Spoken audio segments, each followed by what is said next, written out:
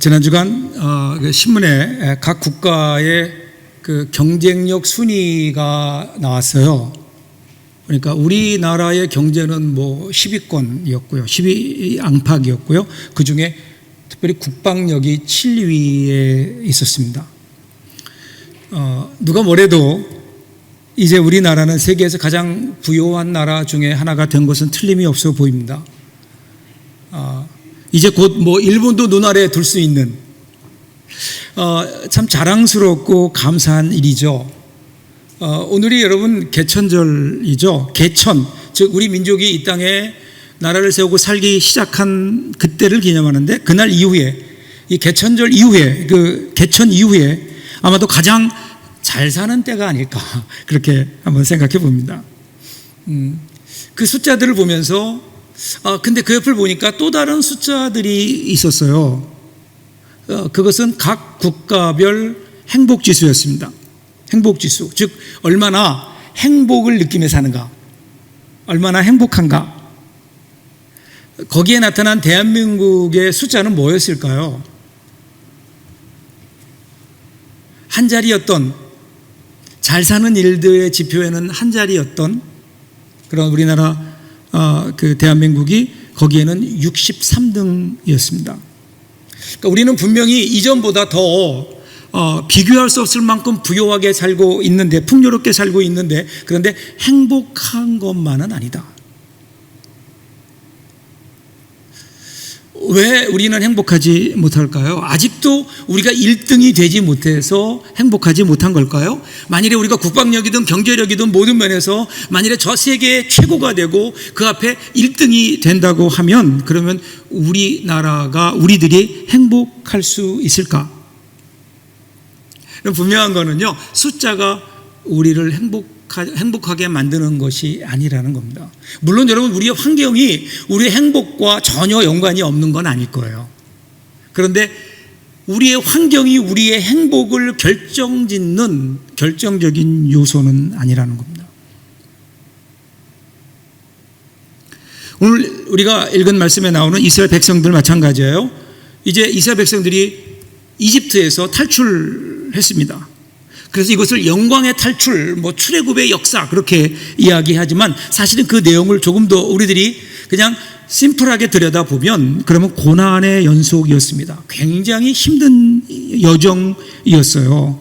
이집트에서 나오자마자 어떤 일이 있나요? 이집트의 군대가 그들을 다시 되찾기 위해서 그 뒤를 쫓아오기 시작합니다. 그래서 이스라엘 백성들이 가다 보니까 뒤에는 이집트의 군사들이 쳐들어오는데 앞에는 홍해가 가로막고 있네요. 위기입니다. 그런 위기 가운데 하나님께서는 그 홍해의 길을 여셔서 이스라엘 백성들 건너게 하시죠. 겨우 위기는 넘겼습니다. 자, 그런데 그들이 들어선 곳, 그것은 광야입니다. 광야에 들어서자마자 그들에게는 어떤 일이 있었나요? 먹을 물이 없죠. 광야 여러 가지 위험들, 특별히 거기에 살고 있던 이 부족들의 군사적인 도발은 계속해서 이루어지게 되는 겁니다. 광야에 나온 이스라엘 백성들, 노인부터 어린아이 이르기까지 생존을 위해서는 정말 끊임없이 투쟁해야 되는, 확실한 생존의 근거도 없이 40년의 광야 생활을 그들이 해야만 했죠. 그 광야 생활, 물론 여러분 거기에는 하나님의 도우심이 분명히 있었어요. 홍해를 건너게 하셨고요, 구름 기둥과 불 기둥으로 인도하셨고요, 만나와 메추라기로 먹이셨고요, 생지에서 물도 내게 하셨다고요. 그럼에도 불구하고 광야는 광야였습니다. 대부분의 삶이 먹을 물이 없어서 그들은 목말라 했고요, 전염병 때문에 혹은 부족 국가들의 군사적 위협 때문에, 사막의 여러 가지 어려운 환경 때문에 그들은 생명의 위협까지 흔들릴 정도였습니다. 자, 이런 상황 속에서 언제까지 이 삶이 계속될 것인가? 이것은 그들의 삶을 더 불안하게 했을 거예요. 정해져 있다면 좋은데 언제까지인지를 알 수가 없어요. 그러면서 사람들 마음속에는 이런 생각이 있지 않을까요? 그래, 광야는 이렇게 지나가지만 가나안에 들어가면 그때부터 불행 끝 행복 시작일 것이다, 이런 생각들이 있었을 겁니다. 그래서 빨리 이 광야에 있는 모든 것들 빨리 지나서, 그래서 가나안에 빨리 들어가자, 어쩌면 그것이 그들의 목표였을 겁니다. 근데 과연 그럴까요? 이러한 이스라엘 백성들에게 하나님께서는 가나안에 들어가서의 그들의 삶에 대해 말씀하시잖아요. 여러분, 광야의 삶을 끝내고 가나안 땅에 들어가게 됐을 때 그들은 어땠을까요? 여러분, 가나안 땅에는 이미 사람들이 살고 있었잖아요. 그들과 더불어 전쟁을 해야, 목숨 건 전쟁을 해야 되는 거예요. 그들을 내어 쫓아야 되는 거예요. 그래야 그들이 그 땅이 자기들의 것이 되거든요. 여러분, 사실은요, 광야 생활은 주인이 없어요. 힘들고 먹을 것이 없고 분명히 살기 척박한 땅이긴 하지만, 그런데 거기엔 주인이 없으니까 그저 거기에 적응하고 살면 어쩌면 거기서 살 수 있을지도 몰라요. 그런데 여러분, 가나안 땅은 그렇지 않다니까요. 거기에는 이미 터닫고 살아가는 사람이 있기 때문에 그들과 목숨 건 전쟁을 벌여야 되는 거예요. 그들과의 충돌은 피할 수 없는 것이고요. 그래서 이스라엘 민족들은 자칫하면 그들의 생존이 위태롭게 되는, 그것이 가나안이라는 겁니다. 여러분, 이런 점에서 볼 때 인간이 살아간다는 것 자체가 사실은 고난이 아닐까? 우리 인간의 고난, 여러분, 우리가 고난이 없으면 내가 행복하겠다, 이 환경이 좀 어떻게 바뀌면, 환경이 좋아지면 내가 행복하지 않을까 하는 생각들은 어리석은 생각일 때가 있습니다. 가나안에 들어간다고 모든 게 끝난 게 아닙니다. 어쩌면 그들은 그것을 내심 기대했을 겁니다. 왜냐하면 그것은 하나님이 약속하신 적과 꿀이 오는 그러한 약속의 땅이었기 때문에 그곳에 정착하면 그들은 아무 걱정도 없이 고난도 없이 지금까지 우리를 지긋지긋하게 괴롭혔던 그 모든 삶의 환경이 바뀌어지지 않을까? 그렇지 않다는 거예요. 환경이 바뀐다고 해서 그들에게 고난이 없어지는 거 아니에요. 환경이 바뀌면 거기에 따르는 또 다른 고난이 따라오게 되는 거죠. 그래서 지금 하나님께서는요, 야, 광야나 가나안이나 거기서 거기다, 별반 차이가 없다는 거예요. 어떻게 우리가 행복할 수 있을까? 그러면 여러분, 환경이 바뀌는 것에, 환경을 변화시키는 것에 우리의 행복에 초점을 맞춘다면 어쩌면 우리는 행복하지 못할 겁니다. 어떻게 행복할 수 있을까?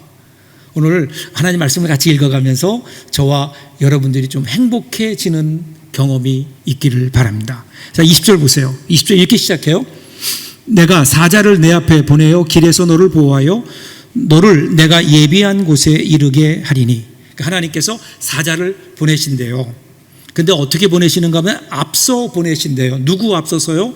이스라엘 백성들이 가는 그 길 앞서 보내시겠다는 거예요. 하나님이 보낸 하나님의 사자가. 여기 중요한 사실은요, 이스라엘의 여정에서 하나님께서 이스라엘보다 앞서 가신다는 겁니다. 사자를 보내신다는 것은 하나님이 그곳에 함께 하신다는 거예요. 그런데 중요한 게 있어요. 그것은 하나님의 자리입니다. 하나님의 자리는 이스라엘 백성들보다 앞서. 그래서 20절을 시작으로 해서 23절, 27절, 28절에 4번에 걸쳐서 앞서, 이런 말이 강조되고 있는 겁니다. 자, 하나님이 우리와 함께 하시잖아요. 여기까지는 우리가 누구나 다 믿어요. 그런데 함께 하시는 하나님의 자리가 어딘가? 그러면 앞서 가시는 하나님이신 거예요. 그러니까 하나님의 자리는 우리 앞이에요. 우리 앞입니다. 하나님은 뒤에 계시는 분이 아닙니다. 나를 앞서 가시는 분입니다. 앞에서 하나님이 우리를 인도하십니다. 여러분들에게 하나님의 자리는 어디입니까? 많은 경우에 사실 우리들은요, 앞서 가시는 하나님보다 그냥 뒤에 계시는 하나님을 우리들이 원할 때가 많아요. 그냥 뒤에 계시다가, 뒤에서 우리를 보고 계시다가 어려울 때만 도와주시는 그런 하나님. 그래서 우리들이 즐겨 부르는 복음송이 뭐죠? 나의 등 뒤에서 나를 도우시는 주. 그럼 은혜가 돼요. 마음속에 은혜가 돼요. 우리가 이 찬양을 좋아하는 게 이런 마음이 아닐까? 내가 앞서가겠다는 거예요.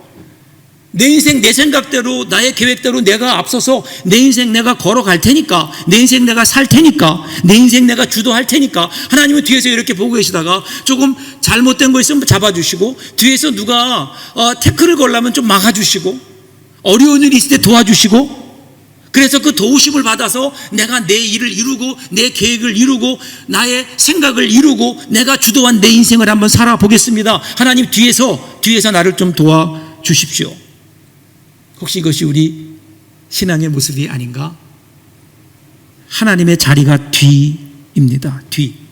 그러다 보니까 어떤 일이 있을까요? 우리 인생 가운데 나를 도와주시는 하나님, 나를 이끌어 주시는 하나님, 내 인생의 여정에서 내가 만난 하나님, 나를 위로하시는 하나님의 손길을 우리들이 경험하지 못해요. 그 이유가 뭘까요? 하나님의 자리를 혼돈하고 있는 거예요. 하나님은 앞에 계신데 자꾸 우리는 뒤를 돌아다 보는 거예요. 왜 우리가 하나님의 그 존재를 경험하지 못합니까? 왜 하나님의 함께 하심을 경험하지 못합니까? 하나님이 앞에 가셔야 되는데 내가 하나님보다 앞서가는 거예요. 그러니까 우리 인생에 하나님이 보이지 않아요. 우리의 계획에, 우리의 미래에, 우리의 앞에 하나님이 보이지 않는 거예요. 어느 순간 우리가 하나님을 제꼈어요. 하나님보다 앞서 가는 거예요. 그래서 일생 동안 5만 번의 기도 응답을 받았다고 하는 기도의 아버지 조지 밀러 목사님의 인생표가 먼저 왔어요. 인생 좌우명이 하나님보다 앞서지 말자. 결단코 하나님보다 앞서지 말자. 빨리 가는 것도 중요해요. 열심히 뛰는 것도 중요해요. 그런데 분명히 기억해야 되는 것은 우리의 자리와 하나님의 자리가 바뀌면 안 된다는 겁니다. 하나님이 앞서 가셔야 되고요. 우리는 그 뒤를 따라가는 겁니다. 많은 사람들이 신앙생활 하다가 하나님 뜻을 잘 모르겠어요. 하나님의 뜻을 잘 모르겠어요. 하나님의 음성이 잘 들리지 않아요. 이런 이야기들을 많이 해요. 여러 가지 왜 그럴까? 그럼 그 이유 가운데 가장 중요한 이유는 그것 아닐까요?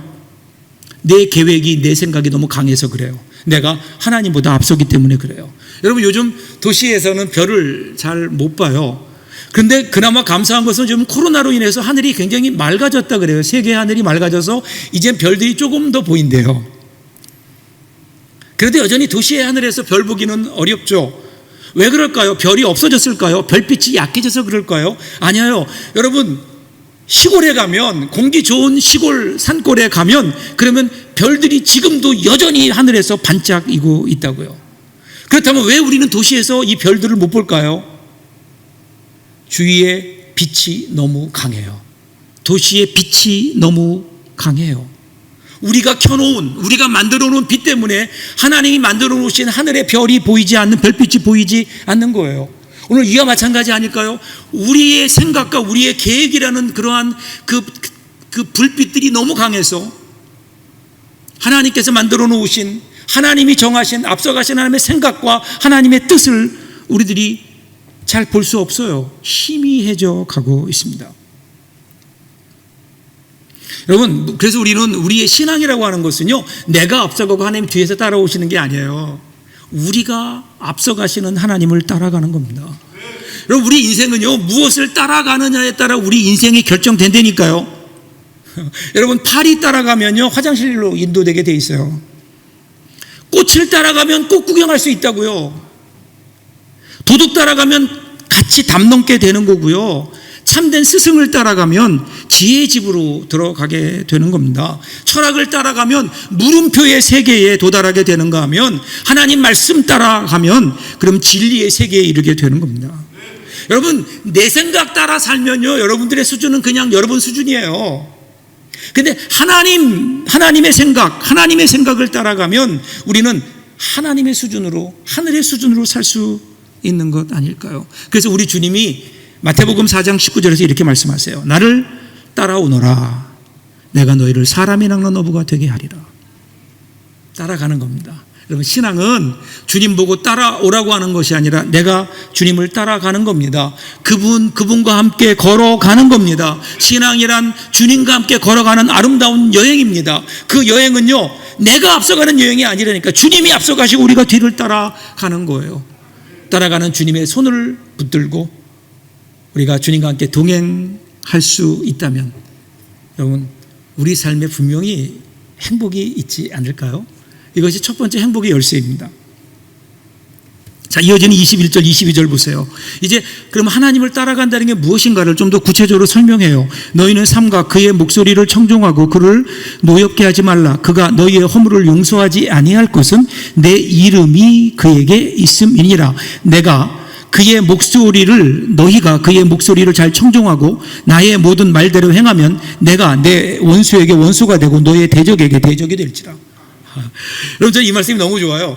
자, 하나님께서 내 대적의 대적이 되어 주시고 나의 원수의 원수가 되어 주신대요. 이것만큼 우리 힘나는 게 어디 있을까요? 결국 뭐예요? 하나님이 함께 하셔서 우리로 승리하게 하시겠다는 거예요. 하나님이 우리의 삶을 든든하게 붙들어 주시겠다는 거예요. 이것이 하나님의 약속이에요. 이 약속이 이미 보장되어 있다니까요. 보장되어 있어요. 그런데 그럼에도 불구하고 그 약속된 보장 하에서 그곳으로 우리의 신앙이 끝나는 게 아니라 그 약속은 우리가 해야 될 일들을 요구합니다. 우리의 책임을 하나님이 말씀하세요. 여전히 그 약속이 있음에도 불구하고 그럼에도 불구하고 그 약속에 도달하기까지는, 아니 어쩌면 그 약속을 붙들고 살아가는 삶의 과정은 그대로 있는 거예요. 광야 40년 동안의 삶이 있고요, 가나안에 들어가서도 6년 이상의 싸움의 시간이 기다리고 있는 겁니다.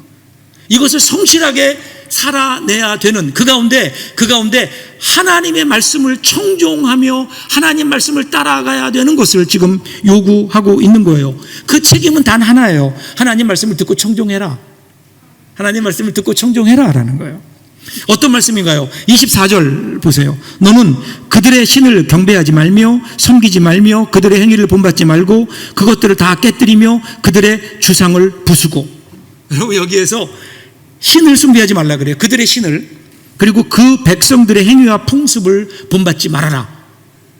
이것이 하나님을 따라가야 되는 사람들이 해야 될 일이라는 거예요. 자, 여러분, 이스라엘 백성들 보세요. 이제 그동안 삶의 뿌리도 없이 광야에서 막 헤매고 다녔어요. 유랑 민족이었어요. 그런데 그들이 가나안에 들어오면서 드디어 그 가운데 자기들이 농사질 수 있는, 정착할 수 있는 토지를 갖게 됐다고요. 얼마나 감사한 일이에요. 그런데 그와 함께 문제가 있어요. 문제는 그렇게 되면서 그들이 가나안의 문화를 접하게 되고, 그러면서 가나안의 종교를, 신앙을 그들이 보게 되면서 그들의 신앙이 혼합된 거예요. 그들의 신앙이 변질되기 시작한다는 거예요. 가나안 사람들이 섬겼던 신, 대표적인 게 바알이죠. 이 바알의 사전적 의미는 the Lord, 주인, 그런 뜻입니다. 여러분, 이 바알은 농경지에 풍요를 주는 신입니다. 특별히 비를 관장해요. 이스라엘이라고 하는 그 팔레스타인 풍토에서 그 지역에서는 비가 제때 내리고 제대로 내려야 되거든요. 그래야 곡식을 거둘 수 있습니다. 그런데 이 바알이 비를 주관해서 가나안 사람들에게 풍요를 약속하는 신이었습니다. 그러니까 어떻게 해야지 그들이 믿는 신앙은 뭐냐면요, 바알이 만족해야 돼요. 바알이 기분이 좋아야 돼요. 바알이 만족해야, 그래야 비를 제때 내리고 그래야 풍요롭게 살 수 있는 거예요. 자, 그런데 바알을 기분 좋게 하려면 어떻게 될까요? 여러 가지 제사 드리는 것도 있지만 그 가운데 하나가 바알이라고 하는 그 신이 좋아하는 여신이 있어요. 그 여신이 아스타롯이라는 여신입니다. 그 바알과 아스타롯이 서로 기분이 좋아야 돼요. 서로 잘 화목하게 살아야 되는 거예요, 둘이. 만일에 이 둘이 기분이 나쁘면 어떻게 될까요? 그럼 번개가 치고 막 폭풍이 불고 뭐 그렇게 되는 거예요. 그래서 바알 신앙이라고 하는 것은 바알에게 제사를 드리고 나면 바알의 제사장들과 아스다롯의 여사제들이 제단에 드렸던 술을 함께 나누면서 환락의 밤을 보내는 거예요. 거기에 정말 쾌락의 파티가 벌어지는 겁니다. 이를 통해서 그들은 믿기를 바알과 아스타롯이 화목하게 되고, 그로 말하면 우리에게 풍요가 오게 된다. 이것이 바알 신앙의 내용이에요. 뭐 그런 신앙이 다 있나? 그런데 왜 거기에 사람들이 빠질까? 그런데 한번 생각해 보세요, 여러분. 이 바알 신앙에 나오는 내용들은요, 사람들이 추구하는 인생의 목표일 때가 많습니다. 이 땅의 풍요 필요하죠. 거기에 그 풍요를 얻는 방법이 뭐예요? 인간의 쾌락을 만족해요. 인간의 성적 쾌락을 만족시키는 거예요. 여러분, 얼마나 이것이 매력적인 종교일까요? 사람들이 좋아하는 건 그 안에 다 있어요. 신전에서 음행을 하며 쾌락과 물질적 탐욕에 거기에 신성함까지 부여하는 거예요. 거기에 면죄부를 주는 거예요. 그리고 거기에 이 땅의 풍요로움까지 약속하는 종교, 이게 바알 종교예요. 그러니까 여러분, 그동안 하나님을 섬기다 안 되면 혼나고 그렇게 살아왔던 이스라엘 백성들이 가나안에 들어가 보니까 신세계가 펼쳐지는 거예요. 새로운 세계인 거예요. 바알 종교가 정말 매력적인 거예요. 이제 이들이 흔들려요. 이들이 흔들리는 겁니다. 여러분, 창조 이래로 이 땅의 역사가 끝나는 날까지 인간 역사는요, 우상 숭배와 참 예배의 싸움인 거예요. 모든 우상은, 이 땅의 모든 우상은 우리의 욕심이 만들어낸 것 아닐까요?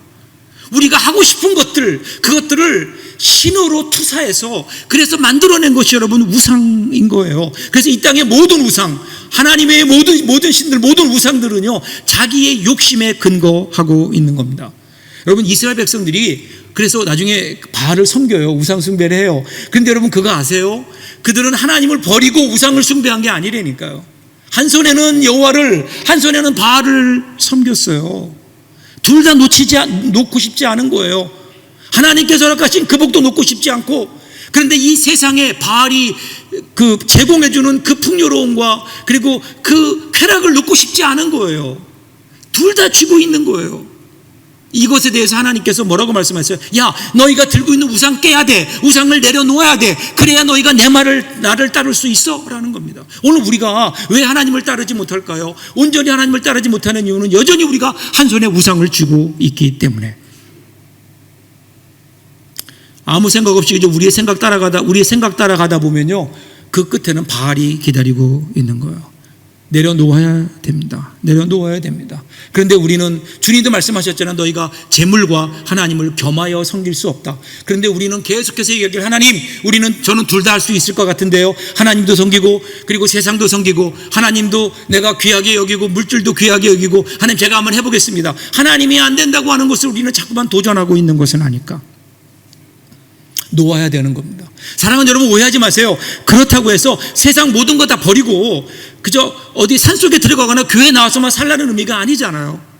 하나님이 우리 인생의 주인임을 인정하며 이 땅을 살아가며 우리가 무엇을 하든지 먹든지 마시든지 무엇을 하든지 하나님의 영광을 위해서 하며 우리의 삶의 주인이 누구인가를 분명하게 확인하며 오늘 우리의 삶을 살아가기를 주님은 우리에게 원하시는 거예요. 그러기 위해서 먼저 좀 내려놓으라는 거예요. 여러분, 우리 가운데 우리가 지금 잡고 있는 바알이 어떤 걸까요?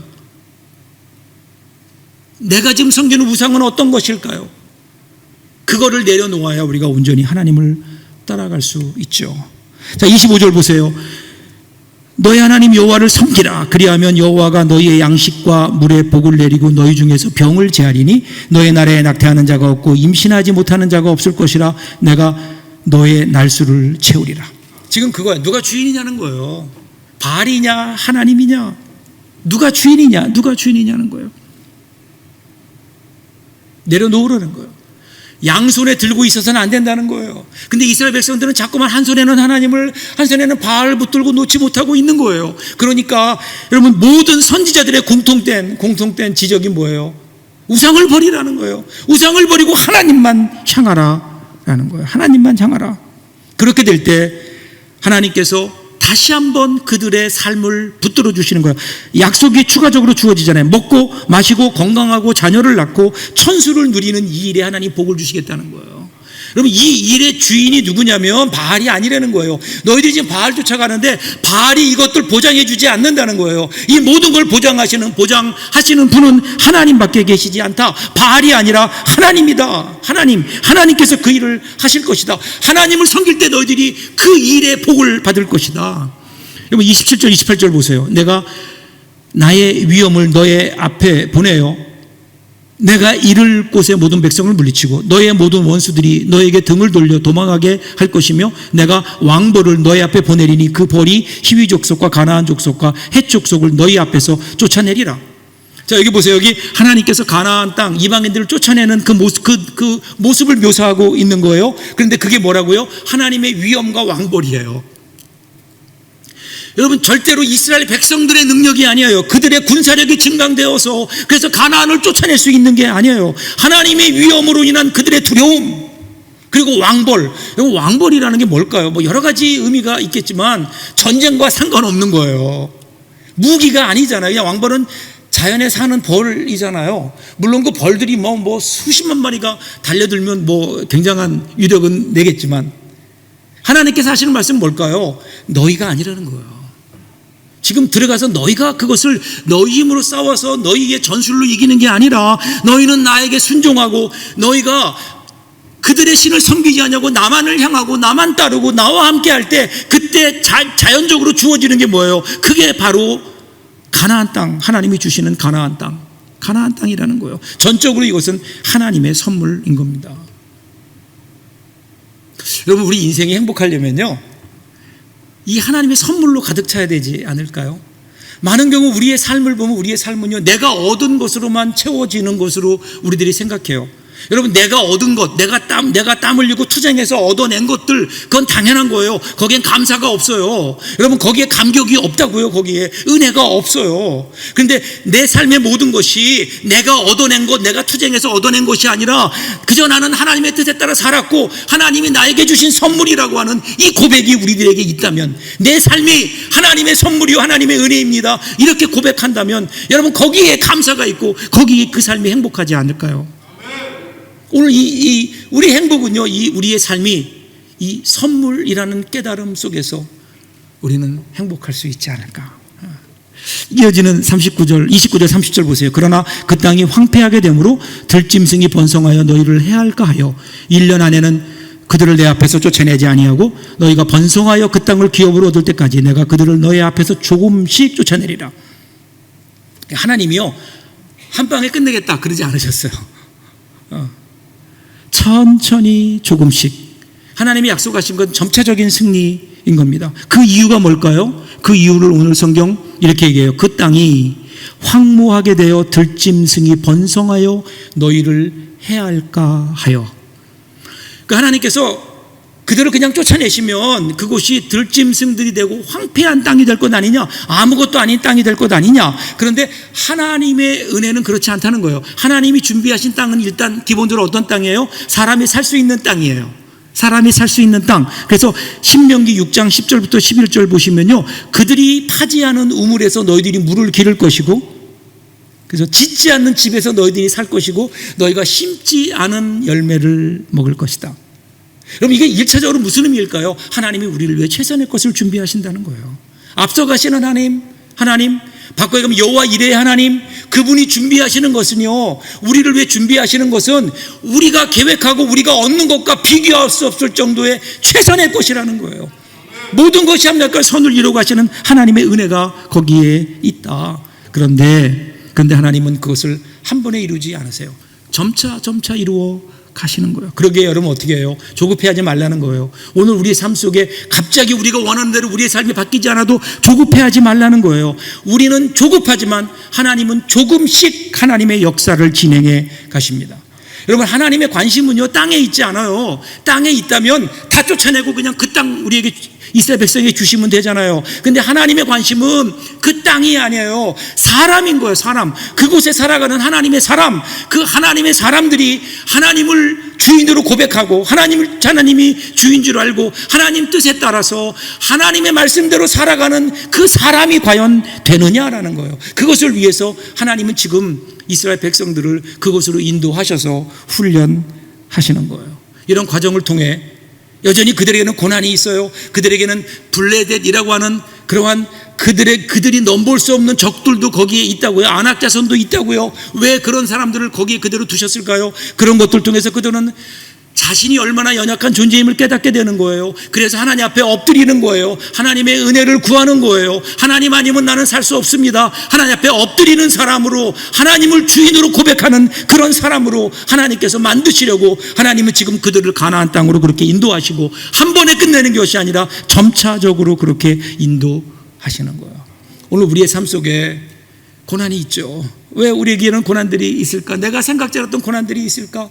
고난을 통해서 하나님은 우리가 얼마나 약한 존재인가를 깨닫기를 원하세요. 그리고 하나님을 바라보기를 원하세요. 하나님이 인생의 주인이라는 사실을 고백하게 하기를 원하세요. 그리고 그것을 통해서 하나님은 우리를 만나기를 원하시는 거예요. 이를 통해 하나님 우리의 삶이 회복되지 않을까요? 그렇게 회복되는 그러한 과정이 어떤 건 줄 아세요? 31절 마지막 보세요. 내가 너의 경계를 홍해에서부터 블레셋 바다까지 광야에서부터 강까지 정하고 그 땅의 주인을 너의 손에 넘기리니 너희가 그들을 내 앞에서 쫓아낼지라. 여러분, 이런 과정 속에서 이런 고난을 겪으면서 우리 인생에 여러 가지 어려운 일들이 있을 때 그것들 통해 내 자신을 보게 되고 하나님을 의지하게 되고 하나님이 주인임을 고백하며 나갈 때 그럴 때는 결과적으로 보니까 어떻게 된다고요? 그들의 지경이 넓어지는 거예요. 하나님은 이러한 과정 속에 이스라엘의 지경을 홍해에서 블레셋까지 광야에서 하수까지 즉 홍해의 아카바만에서 지중해까지, 그리고 시내 광야에서 유프라데스 강가에 이르기까지 확장시켜 주시겠다. 여러분, 놀랍게도 이 경계선은요, 이스라엘이 최대로 번성했었던 다윗과 솔로몬 시대의 경계선이에요. 이스라엘이 자신의 능력으로 그렇게 이룰 수 있다는 게 아니에요. 군사력으로 이룬 게 아니었어요. 오히려 그들은 자신의 무력함을 알고 하나님이 주이신을 고백하며 엎드리며 하나님의 손을 붙들고 하나님의 계획을 따라 살아나갈 때 하나님께서 주시는 은혜가 바로 이 땅이었다고요. 땅이었어요. 그러기에 사랑하는 여러분, 고난이 없는 게 은혜가 아니에요. 고난이 없는 게 행복이 아니에요. 고난을 이기는 것이 행복입니다. 여러분, 이 세상에 그 누구라도 고난을 겪지 않고 사는 사람이 어디 있겠어요? 그러기에 여러분, 우리는요, 고난이 없는 행복을 꿈꾸는 것이 아니라 고난을 대비하고 고난을 이기는 행복, 여러분, 이것이 하나님께서 우리에게 주신 복 아닐까요? 하나님은 한 번도 우리 인생 가운데 너 인생 가운데 환난이 없을 것이다 이렇게 약속하신 적 없어요. 너희가 세상에서 환난을 당하나 담대하라, 내가 세상을 이겼기 때문이다. 고난 없는 인생 없습니다. 고난이 있지만 그것을 이기는 사람이 행복한 사람인 겁니다. 그래서 하나님은 우리를 그렇게 인도하세요. 사랑하는 여러분, 하나님 우리에게 약속을 주셨어요. 우리에게 약속을 주셨어요. 여러분, 그 약속은 너무나 귀한 거예요. 모든 것이 합력과 선을 이루게 하신다고 했어요. 사실은 여러분, 우리 인생에 주신 가장 큰 약속은 영원한 하나님 나라 아닐까요? 여러분, 우리가 인생을 걷다 보면 어느 순간 인생의 마지막 발걸음은 누구에게나 있잖아요. 이 세상에 우리의 세월이 다 끝나고 이제 이 세상에 우리의 숨이 멈춰지게 될 그 순간, 여러분 아세요? 예수 믿는 사람들에게 그 죽음이라고 하는 것은 벽이 아니고 마지막 끝나야 되는 낭떠러지가 아니라 거기에는 새로운 세계를 향해 들어가는 문입니다. 이것이 하나님의 약속이잖아요. 하나님이 우리의 인생, 그래서 우리 인생은요 해피엔딩인 거예요. 예수 믿는 사람들의 인생의 마지막은 영원한 하나님 나라로 이어지는 영원한 해피엔딩. 그런데 거기까지 가는 길은요, 때로는 산을 넘어야 되고, 때로는 골짜기도 지나야 되고, 때로는 험한 가시밭길도 걸어가야 되는 겁니다. 그럼에도 불구하고 우리 가운데 약속이 있어요. 하나님이 주신 약속이 있어요. 그 약속을 붙들고 살아가는 겁니다. 그 약속이 우리 가운데 시작되었어요. 마치 들판에 심기운 씨처럼 그 안에서 움직이기 시작합니다. 새로운 생명이 솟아나기 시작합니다. 우리 안에 하나님이 이뤄놓으신 그 약속을 붙들고 그 약속이 결국 우리 가운데 이루어질 것을 믿으며 오늘도 그 약속이 우리에게 소망이 되어서 우리 가운데 소망의 일들이 일어나게 되는, 그렇기 때문에 하나님과 동행하는 사람은 하나님이 가시는 그 길을 가는 겁니다. 그 길이 어렵고 힘들어도 그 길을 가는 겁니다. 다른 사람들이 다 가지 않아도 나 혼자만이라도 걸어가야 되는 거예요. 실패가 있고 소망이 없어지고 모든 것들이 실패로 끝나는 것 같은 그 순간이라도 우리는 그 길을 갈 수밖에 없는 이유, 그 이유는 뭘까요? 거기 하나님이 계시기 때문이에요. 사랑하는 여러분, 우리 인생의 행복이 여기 있다니까요. 주위 환경이 어떻게 돌아가느냐에 여러분의 행복을 두지 마시라고요. 우리 환경이 아무리 어렵고 힘들어도 우리 앞서 인도하시는 그 하나님을 바라볼 수 있다면 하나님이 거기 계시기에 우리에게는 소망이 있지 않을까요? 이번 한 주간 동안도 눈을 떠서 이 귀한 진리의 눈을 떠서 하나님을 좀 바라보시라고요. 우리를 기다리고 있는 것들은 코로나도 아닙니다. 우리를 기다리고 있는 것들은 우리의 삶에 여러 가지 어려운 역경들만 있는 건 아닙니다. 그 앞에 앞서가시며 우리를 인도하시는 하나님, 그 하나님을 붙들고 이번 한 주간 살 수 있다면 우리 인생 행복할 겁니다. 행복하죠? 우리 여러분의 삶이 하나님이 주신 선물로 가득 찰 겁니다. 이 행복으로 한 주간 동안 정말 행복한 한 주간 될 수 있기를 주님의 이름으로 축복합니다. 기도하겠습니다.